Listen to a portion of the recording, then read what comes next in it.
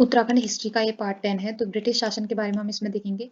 Code of criminal procedure जो है 1898 के अनुसार कानूनगो ने पुलिस इंस्पेक्टर तथा पटवारी को सब इंस्पेक्टर का अधिकार दे दिया। ठीक है, थोकदार और प्रधान को पुलिस पावर दी गई, जो अपराध की जानकारी क्या करते थे, पटवारी को देते थे। मेमोरी ऑफ राजकुमाऊं के लेखक GR काला थे। सर्वप्रथम 1816 में कुमाऊं में एक जेल स्थापित की गई। ठीक है, सब कुमाऊं में सबसे पहले जेल कब स्थापित की गई, तो 1816 में। 1850 में पौड़ी में जेल स्थापित की गई। ठीक है, और 1840 में श्रीनगर में एलिमेंटरी वर्नाक्यूलर स्कूल की स्थापना की गई। तराई बाबर का इतिहास देखें तो नैनीताल को अंग्रेजों से संयुक्त प्रांत की ग्रीष्मकालीन राजधानी बनाया गया, जो 1960 से 1962 तक राज्य की ग्रीष्मकालीन राजधानी जो है वो बनी रही। तराई बाबर क्षेत्र शिवालिक पर्वतों को तलों पर स्थित दलदली जमीन व उपजाऊ भूमि है। इस क्षेत्र में थारू व बॉक्स जनजातियां क्या करती है, रहती है। तराई क्षेत्र की लंबाई 144 किमी व चौड़ाई 20 किमी है। महाभारत काल में तराई क्षेत्र विदर्भ राजाओं के अधीन था। यही पांडवों ने अज्ञातवास का समय बिताया। चीनी यात्री हुएंसांग ने काशीपुर के लिए गोविशाण शब्द का प्रयोग किया। काशीपुर गोविशाण ही रहा। और 13वीं शताब्दी में दिल्ली के सुल्तानों नसीरुद्दीन शाह व बलबन ने तराई भाबर पर क्या किया, आक्रमण किया। आईने अकबरी में तराई के 21 महलों का जिक्र हुआ है।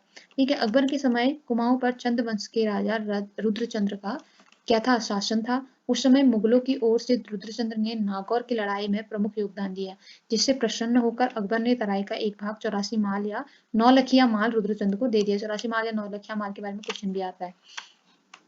ठीक, फिर अंग्रेजों के समय तराई भाबर कुमाऊं के अंतर्गत था। ट्रेल ने 1818 में तराई भाग में अनाज की खेती बढ़ाने की क्या की कोशिश की।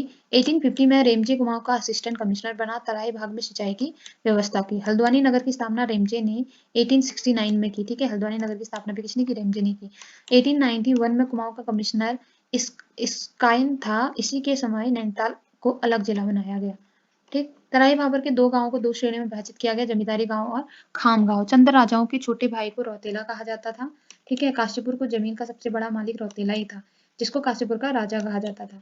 1906 में जो है तराई क्षेत्र में कुमाऊं भाबर खेतिहार न्यास निधि नैनीताल जिले की स्थापना हुई। तराई भाबर के पटवारी और कानूनगो की नियुक्ति का नियम 1897 में तथा 1906 से लागू हुआ। 1909 में तराई क्षेत्र में चराई का नियम और शुल्क का निर्धारण निर्धारित किया गया। ठीक, फिर क्या हुआ, भाबर क्षेत्र में रामनगर, हल्द्वानी, कालाडूंगी और टनकपुर थे, और तराई में काशीपुर, बाजपुर, गदरपुर, किच्छा और खटीमा आते थे। देखो, स्वतंत्रता आंदोलन में उत्तराखंड की क्या भूमिका रही। तो 1857 में चंपावत के कालू सिंह महराइन का नाम बहुत आता है। तो ने कुमाऊं में अंग्रेजों के विरोध में क्रांतिवीर नामक गुप्त संगठन चलाया। ठीक है, उत्तराखंड के लिए जो संगठन एक चला था, ये चला था। तो इन्हें उत्तराखंड के प्रथम स्वतंत्रता सेनानी का दर्जा मिला, इंपॉर्टेंट है। कुमाऊं क्षेत्र के हल्द्वानी में 17 सितंबर 1857 को राज्य के लगभग 1000 क्रांतिकारियों द्वारा हल्द्वानी पर अधिकार कर लिया गया। और 1870 में अल्मोड़ा में डिबेटिंग क्लब की स्थापना हुई। 1871 में अल्मोड़ा अखबार का प्रकाशन हुआ। प्रारंभ में बुद्धि बल्लभ पंत इसके संपादक थे। इसके बाद मुंशी सदानंद सनवाल ने संपादन किया। 1913 में बद्रीदत्त पांडे ने संपादन कार्य प्रारंभ किया। 1918 में अल्मोड़ा अखबार का संपादन बंद हुआ, और 1883 में अल्मोड़ा में बुद्धि बल्लभ पंत की अध्यक्षता में इल्बर्ट बिल के समर्थन में एक सभा हुई। देहरादून में राजनीतिक चेतना जागृत करने का प्रमुख श्रेय आर्य समाज को है। ठीक है, 1897 में स्वामी दयानंद ने हरिद्वार के कुंभ मेले के अवसर में पाखंड खंडनी पताका फहराई। क्रांतिकारी रास बिहारी बोस ने फॉरेस्ट रिसर्च इंस्टीट्यूट देहरादून में एक कर्मचारी के रूप में क्या किया, इन्होंने नौकरी की। 1903 में अल्मोड़ा में गोविंद बल्लभ पंत तथा हरगोविंद पंत के प्रयत्नों से हैप्पी क्लब की स्थापना हुई। 1886 में कांग्रेस के कलकत्ता अधिवेशन में कुमाऊं क्षेत्र के ज्वालादत्त जोशी सहित 2 लोगों ने भाग लिया। ये क्वेश्चन भी आता है। गढ़वाल यूनियन की ओर से सन 1905 में देहरादून से गढ़वाली नामक पत्रिका का क्या हुआ, प्रकाशन हुआ। ठीक, फिर 1913 में स्वामी सत्यदेव परिवारजन ने अमेरिका भ्रमण के बाद अल्मोड़ा में शुद्ध साहित्य समिति की स्थापना की। 1914 में मोहन जोशी, चितरंजी लाल, बद्रीदत्त पांडे आदि नेताओं ने अल्मोड़ा में होम रूल लीग की एक शाखा स्थापित की। 1918 में स्वामी विचारानंद ने देहरादून में होम रूल लीग की एक शाखा स्थापित की। अल्मोड़ा कांग्रेस की स्थापना जो है 1912 में की गई। इन्होंने 1916 में गांधी जी ने देहरादून की क्या की, यात्रा की। ये कुमाऊं परिषद की बात करें तो कुमाऊं परिषद की स्थापना सितंबर 1916 में हरगोविंद पंत, बद्रीदत्त पांडे, गोविंद बल्लभ पंत आदि के प्रयासों के फलस्वरूप हुई है। ठीक, इसका उद्देश्य जो है सामाजिक, आर्थिक, राजनीतिक व शिक्षा संबंधी समस्याओं का हल खोजना था कुमाऊं परिषद का। 1919 के पश्चात कुमाऊं परिषद का नेतृत्व गरम दलीय विचारधारा के लोगों के पास चला गया। कुमाऊं परिषद का पहला अधिवेशन अल्मोड़ा में सितंबर 1917 को हुआ। इसके अध्यक्ष सेनानिवृत्त डिप्टी कलेक्टर जयदत्त जो है जोशी थे। ठीक, बद्रीदत्त पांडे तिलक से प्रभावित थे। उन्होंने एनी बेसेंट पर व्यंग करते हुए लिखा कि हमने छली बुढ़िया बसंती को होम रूल नहीं खोली है। ठीक, कुमाऊं परिषद की द्वितीय बैठक 24 से 25 दिसंबर 1918 को हल्द्वानी में हुई।